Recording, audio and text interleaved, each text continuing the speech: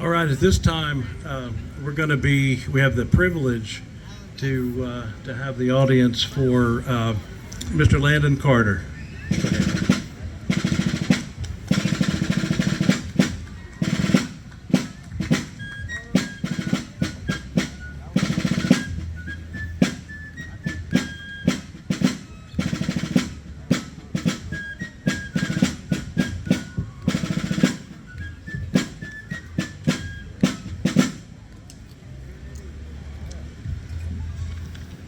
Friends and fellow citizens of Elizabethton and Carter County in the grand and glorious state of Tennessee, on this day of remembrance and rejoicing, I am honored, though separated from you by more than 2 centuries, to speak to you across time.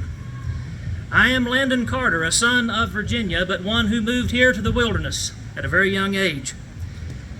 I lived in an age when these United States were but a daring idea, written in ink, defended in blood, and sustained by hope when hope itself seemed a very fragile thing. I address you on this, our Independence Day, not as one who has witnessed your present time, but as one who witnessed the birth pangs of the nation you now inherit. And I speak especially to you here in the fair city that bears the name of my dear wife, and in the county which bears my own name, a place whose very soil recalls the early courage of frontier men and women who believed that liberty was not a distant notion, but a daily responsibility and a gift from the eternal. You who live in this present time have inherited what we could only have hoped to secure. In my day, the cry of liberty echoed across 13 colonies bound by the rule of a distant king. But here, in the Watauga settlement, yes, just across the banks of the Doe River there, underneath the spreading branches of a large sycamore tree, men and women fashioned their own compact of government here in the wilderness, believing that self-rule was not merely a privilege granted, but a duty assumed. That spirit is not so different from what I imagine still lives among you in this community today. The belief that neighbors, when bound by trust and shared purpose, can govern themselves with dignity.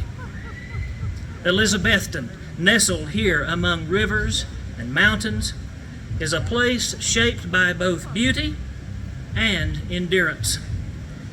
My friends, you see, rivers do not cease their course because the banks are uneven, and mountains do not yield because storms pass through them. So too must your principles endure, not because you live in an easy time, but because of the challenges you face daily. I ask you then to consider what it means to be citizens not only of a town or a state or even a nation, but of a republic. In my time, we believed that a republic could only survive if its people possessed virtue equal to their liberty, and I still hold that belief. Let us this Independence Day then be more than in remembrance. Let us be in reflection, not only upon what happened in 1776, but upon what must still be maintained in every year that follows. May you carry forward the spirit that once animated a fragile union of 13 colonies into a strong and powerful nation.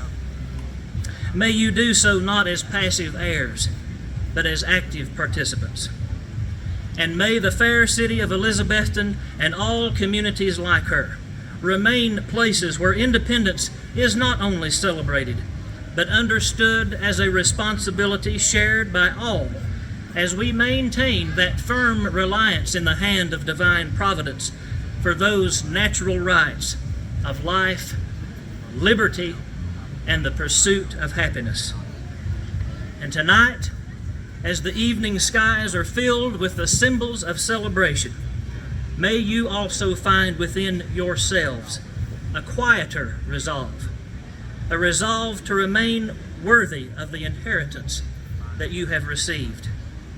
may your Independence Day be not only a day of remembrance for what was declared, but a recommitment to what must always be defended. May God bless you, may He keep you, and may He continue to bless and preserve these United States of America.